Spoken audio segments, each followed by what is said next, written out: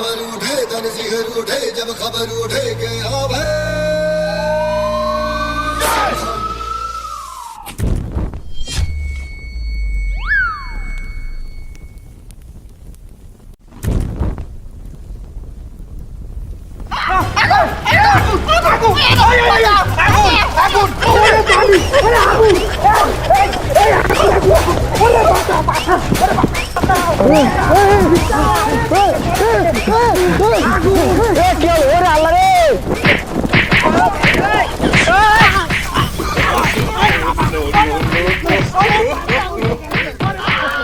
ওরে পাড়ায় আগুন লেখবে না নে, পানি আন পানি আন।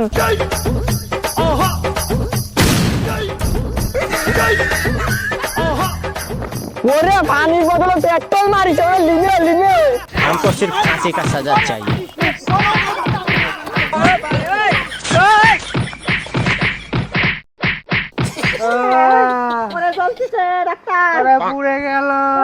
এখন আর চিল্লাই কোনো লাভ নেই, শরীরের 40% জায়গা পুড়ে গেছে।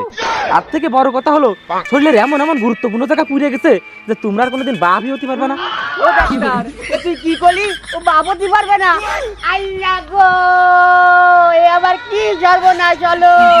ওলো বাড়া, তুই যদি বাবি না হতে পারিস তোরে দিয়ে আমি কি আরবো?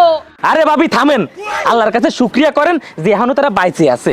ওলো বাড়া, এই বাচ্চা দিয়ে কি হবে?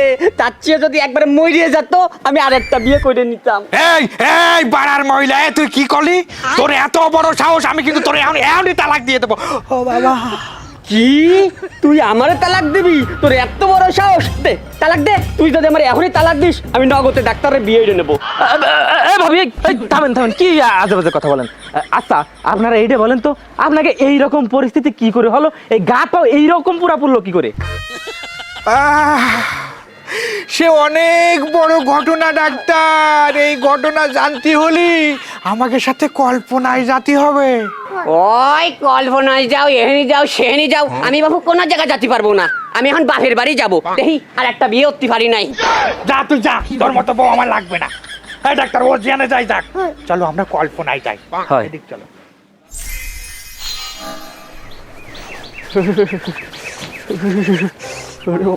কি ঠান্ডা পড়িছে। এ তোরা এখানে আগুন ধরাইছিস?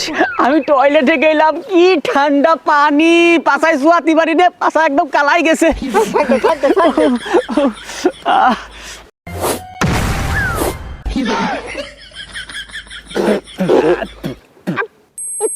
কি হলো এই জায়গা? কি হলো আমি তো বুঝতে পারলাম না। কি রাখি করলি? আলো বাড়া, আমার দেখে টুপি মুপি সব উড়ে গেছে। এ বোম ফুটলো কুয়ানে। আল্লাহ, তোকে এই অবস্থা কেন? এই শালা পাত মারিছে। শালা পাত মারার জায়গা পাইছি।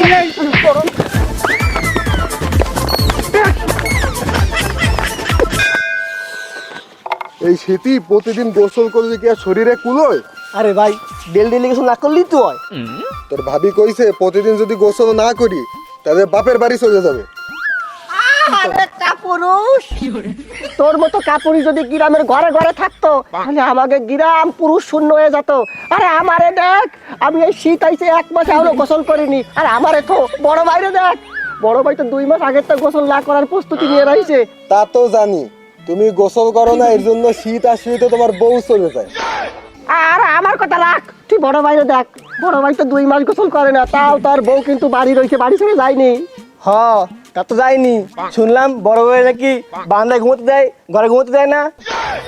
থাক, মেলা শুনে ফেলাইছিস। গুজবে কান দিলি চলবে না। ওলো বাড়া, তোর ভাবির কি সেই সাহস আছে আমারে এই বারান্দায় রাখবে? বাড়া বারো মাথা ভাঙিয়ে ফেলাই দেবো না। কিন্তু বড় ভাই, আমার শ্বশুর তো আবার দারোগা, বউরে যদি আমি কিছু কই আমারে নিয়ে তো জেলে ঢুকোই দেবে না। আরে ওই বাড়া দারোগা মারোগা গুনার টাইম আছে না। দেশ এখন স্বাধীন, আমরা স্বাধীনভাবে চলবো, স্বাধীনভাবে গোসল না করার অধিকার আছে। আর তাছাড়া তোরা তো একটু পরকালের হিসাবও করবি, পরকালের হিসাব তো করা লাগবে নাকি? পরকালে আবার কি হবে বড় ভাই? পরকালে কি হবে মানে বুঝলি না? এ তোর হাত পা নাক কান চোখ গলা এইগুলা পরকালে তোর বিরুদ্ধে সাক্ষী দেবে। হে আল্লাহ, এই জালিম শীতকালে আমাদের কষ্ট দিছে, ওই ঠান্ডা কাল পানি তিনি আমাকে চুবইছে, তখন কি জবাব দিবি? কথা কিন্তু খারাপ না। কিন্তু এতদিন গোসল না করবি গাত দিয়ে আবার গন্ধ বেরোবে না? সে ব্যবস্থা আছে, গাতে গন্ধ বেরোলে পারফিউম ইউজ করতে হবে। এই তোরা পারফিউমের ইতিহাস জানিস? না। তাহলে শোন, পারফিউম আবিষ্কার হয় ফ্রান্সে, কারণ ফ্রান্স শীত প্রধান দেশ। এত শীত পড়ে ওরা 6 মাস 1 বছর গোসল না করে থাকে। পরে দেখলো গাতে গন্ধ বাইর হচ্ছে, এই গন্ধ কি করে রিমুভ করতে হবে, এই জন্য ওরা পারফিউম ইউজ করলো। এখন তো শুনেছি একজন নাকি 2-3 বছরও গোসল না করে থাকে। তার মানে গাতে গন্ধ বেরোলি পারফিউম লাগাবো? এই তো লাইনে আইছি। শোন, প্রয়োজনে টয়লেট করে পানি খরচ করবি না। সে কি কথা, বাথরুম করে পানি না নেবে কি এই রে হবে? টিস্যু ব্যবহার করবে, টিস্যু।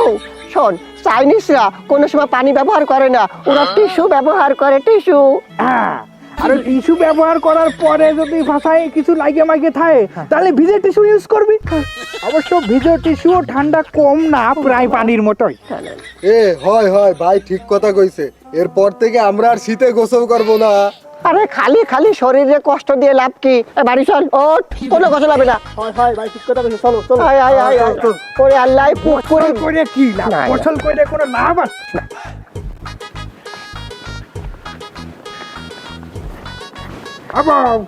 বউ, কি হয়েছে শেষাচ্ছ কি জন্য?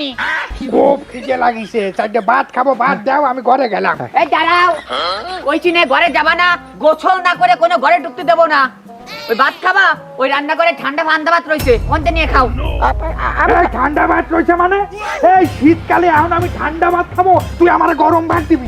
ওরে বাবা রে, গরম ভাত দিবি? তোমার জন্য গরম ভাত শীতকালে কোয়ান্তে আনবো?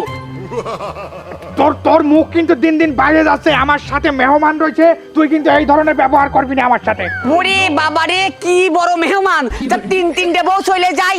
শোনো, তোমার আমি সাফ সাফ করে কয়ে দিলুম, তুমি যদি এর সাথে চলাফেরা করো তোমার বউ কিন্তু চলে যাবে। ভাবে এইসব কি মিথ্যা অপবাদ দিচ্ছেন? আমার 3-3টে বউ চলে গেছে, আমার মাত্র 2টে বউ চলে গেছে, আর 3 নম্বর বউটা বাপের বাড়ি গেছে। এই শীতকাল চলে গেলে আমি আবার গোসল শুরু করবো, তখন ওই বউ চলে আসবে, আমার কথা দিছে। ওই আশাই থাকো, ওই আগের দুটের মতন এই বউ চলে যাবে, ওর আসবে না। এই তোর মুখ কিন্তু দিন দিন বাইরে যাচ্ছে। আমার মেহমানের সামনে তুই আমার অপমান করতেছিস, আমি কিন্তু মার দেবো তোরে। ওরে বাবা রে, মার দেবো তোরে, মাইরে দাও।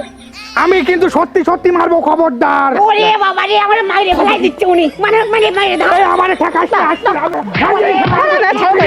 এই আমারে ঠেক করে মারবে।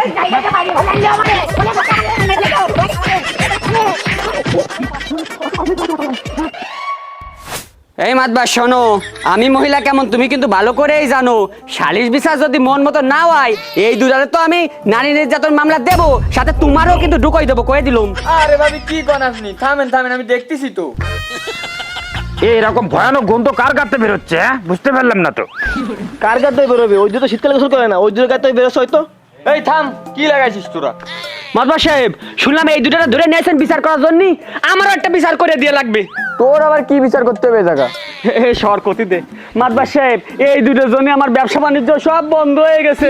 2 দিন হলো ঘরে চাইল নেই, তাহার অভাবে বাজার করতে পারতেছি না। কেন? ওরা আবার তোর ব্যবসার কি ক্ষতি করলো? আর কোয়েন না, এই দুটো শীত পরিচে ধরে আমার দোকানে যে চা খাই।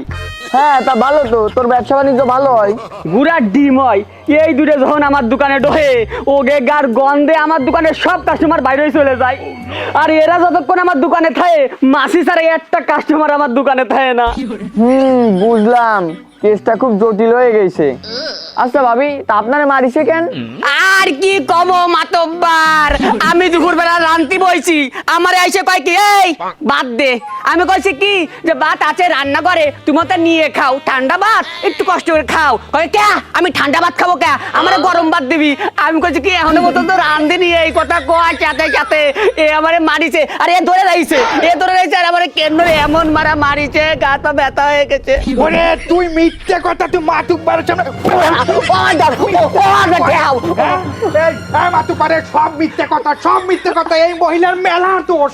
মাতব্বার, আমি কোনো মিথ্যে কথা করছি না, শুনে রাখো মাতব্বার, বিচার যদি ঠিকঠাক ভাবে না করো, আমি কিন্তু এদের সাইডে তোমারে বিয়ে করব, কয়ে দিলাম।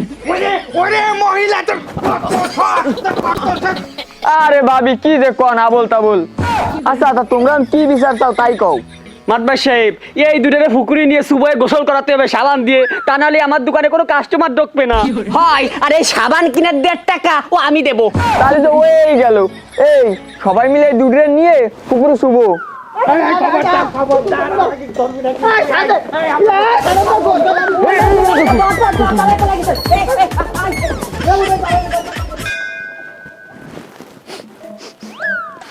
গন্ধ তো বার হচ্ছে আমার গাদ্দে। আজকে 21 দিন যাবত গোসল করি না, পাক দিশোরা কেউ টের পায়নি।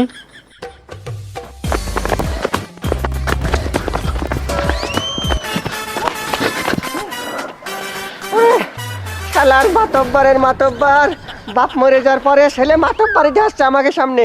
ওরটা কিছু করতে হবে। ওর ওর কিছু করতে হবে।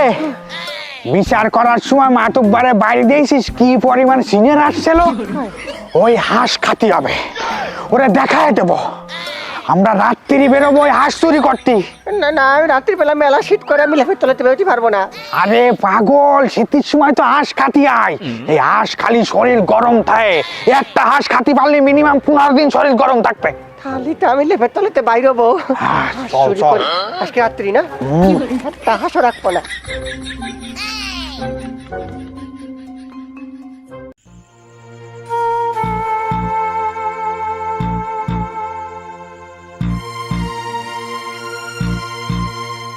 চুপ চুপ চুপ, কোনো কথা হবে না। চল চল চল।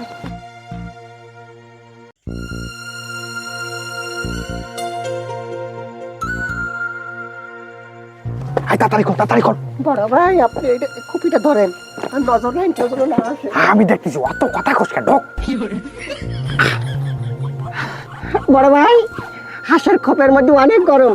বড় ভাই, হাঁস কোনটা নেবো? অনেক কটা আছে। এই বড়টা দেখ, বড়টা। বড়টা না, বড়টা কোনটা? বড় কোনটা? আমি তো বড়টা বুঝতেছি না কোনটা। আরে মদ্দা, মদ্দা হাঁস বড় হয়। কটা হাঁস বড় ভাই? আচ্ছা ঠিক আছে, ঠিক আছে, ঠিক আছে। আমি ধরতে পারতেছি না। ওরে বাবারে, অন্ধকারে তুই দেখতে পারবি একটা, নে তুই বড় সড়ো। এই কাছাকাছি করতেছিস কেন? জায়গা যাবে না, তাড়াতাড়ি নে। আমি তো কাটতেছি না, আমি কাটতেছি নাই।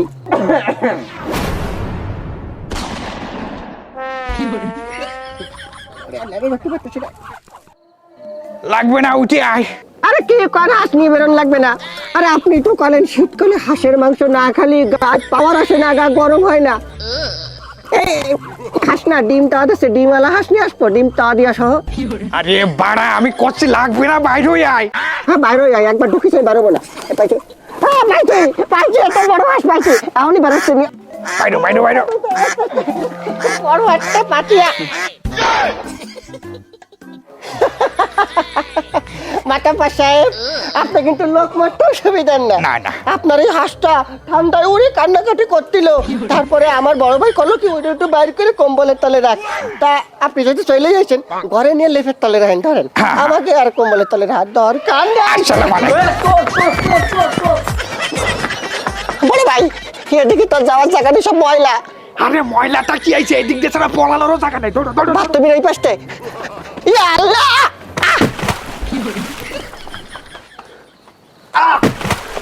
এ কিছু মধ্যে পড়লাম, ঠান্ডা ঠান্ডা টেকতেছে। কি কথা কইতে কি জানি? আরে মারা, এতে গন্ড গন্ড ঠেকতেছে কি? কি ব্যাপার, কথা কইতে কি জানি? কথা করছে কি জানি? কথা করলে তো সব আমার পেটের মধ্যে চলে যেত। আরে কত করে কালাম ওদিকটা আমি লাফটা মারি না, বাথরুমের পিছনেরটা মার, ডাইরেক্ট গুড ট্যাঙ্কের মধ্যে পড়েছে, আর আমার নাক মুখটা আগে পড়েছে, সব ঢুকে গেছে। আরে বাড়া, আমি জানি নাই তো বকে ট্যাঙ্কির মুখ টুক খোলা। এই এক কাজ কর, চল গোসল করি আছি। ওরে আল্লাহ, না না না, এই শীতে যাচ্ছে রে, আমি গোসল করতে পারবো না, মরে যাবো, আমি গোসল করবো না। গোসল করবো না তাই এই অবস্থায় কি আর কোয়ানে যাবো? আপনাকে বাড়ি চলেন, আপনাকে বাড়ি বারান্দা ঘুমাবো যে। এইটুকু বাকি আছে, গোসল করি না, এই জন্য তোর ভাবি ঘরে ঢুকতে দেয় না। আর এই সমস্ত মাহাই নিয়ে গেলি যাটা দিয়ে পিটবে না। তাহলে একটা কাজ করি, আমার বাড়ি চলেন, যে ঘুমোই, তারপরে সকালে রোদ যদি কড়া ওঠে তাহলে গোসল করবো, না করবো না। হ্যাঁ হ্যাঁ, এইগুলো যখন শুরু হয়ে যাবে, এরকম খুঁচে খুঁচে ফেলায় রাত্রি ঘুমোই পড়বো। চল চল। আচ্ছা ঠিক আছে, চলেন। হ্যাঁ হ্যাঁ। মুখ খাওয়াইছে রাত্রিবেলা। ও মাই গড, এরা কোন ধরনের পাগল? কি খবর ডাক্তার? এরা দুটো এখনো মরিনি? না মানে আমি বলতে চাচ্ছি কি অবস্থা, ঠিকঠাক কি হবে? হ্যাঁ, এখন অনেকটা সুস্থ, তবে বিপদ মুক্ত না। আচ্ছা, আপনাদের এই বুদ্ধি কে দিল পানিতে পেট্রোল দিয়ে আগুন ধরে গোসল করতে? ডাক্তার সাহেব, আমি বলি সেটা আমার বুদ্ধি। আসলে কি ডাক্তার সাহেব, আমরা না শীতকালে গোসল করি না, তা চিন্তা করলাম যদি পেট্রোল পুকুরের মধ্যে দিয়ে আগুন ধরায় পুকুরি পানি গরম করি তাহলে গোসল করতে সুবিধা হবে, এই জন্য এটা আমি করিস। তাই এখন কি আর ঠান্ডা লাগতেছে?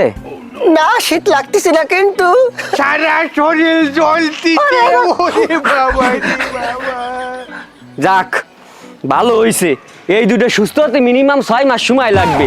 আর এই 6 মাসের মধ্যে শীতও চলে যাবে না, আমার দোকানে সাইডে কাস্টমারও ঢুকবে না। এর জন্য তো কাস্টমারও ঢুকতে পারে না, গায়ে যে গন্ধ। এ তুই থাম। আচ্ছা তোরা দূরে যে কালকে আমার বাড়ি হাঁস চুরি এত্তি গেলি, এত বড় সাহস কই পাইছিস? মাথা মাথা চুপ কর, তোর জন্য এইসব হয়েছে। তুই সর করে দাবল দিছিস আর আমরা দৌড় মারতেছে, গুট ট্যাঙ্কির মধ্যে পড়েছি আর গোসল করা লাগেছে তাই। তা নাহলে আমরা কোনদিন ওই জিনিসের মধ্যে পড়ি? না না না, এই সবাই থামেন। এই শীতে দেখা যাচ্ছে আপনাদের মতন কিছু পাগল এই আগুন নিয়ে খেলা করছে, বিশেষ করে সোশ্যাল মিডিয়ার কিছু কন্টেন্ট ক্রিয়েটর যারা এই আগুন নিয়ে বিভিন্ন রকমের খেলা করছে। ডাক্তার সাহেব আমরা তো এই ভিডিওতেই দেখছি পানিতে পেট্রোল মেরে দিয়ে পানিতে আগুন ধরাই দেই। আমি ভাবিছি ওইরকম করলে পানি গরম হয়ে যাবে। এবার তো বুঝলেন আগুন নিয়ে খেলা কতটা ভয়ঙ্কর। এই শীতে কিছু মানুষ আছে যারা গোসল করতে চায় না, আর গোসল না করলে শরীরে বিভিন্ন রকমের জীবাণু বাসা বাঁধে। এর ফলে মানুষের দেহে চর্মরোগ ও স্কিন ডিজিজ সৃষ্টি হয়। এজন্য আমাদের উচিত বিশেষ করে শীতকালে আমাদের শরীরটাকে পরিষ্কার পরিচ্ছন্ন রাখা এবং প্রতিনিয়ত গোসল করা। এজন্যই আমাদের ইসলামে বলা আছে পরিষ্কার পরিচ্ছন্নতা ঈমানের অঙ্গ। হায় ডাক্তার সাহেব, এই 2 মাস গোসল না করে শরীরে বিভিন্ন জায়গায় চুলকনি হয়েছে, খালি চুলকই। আর ডাক্তার সাহেব আমারও তাই, সাথে নিঃশ্বাসও ঘন হয়ে আসে। আমরা এইবার গোসল করব, কিন্তু এই শীতকালে না, পরের শীতকালেতে।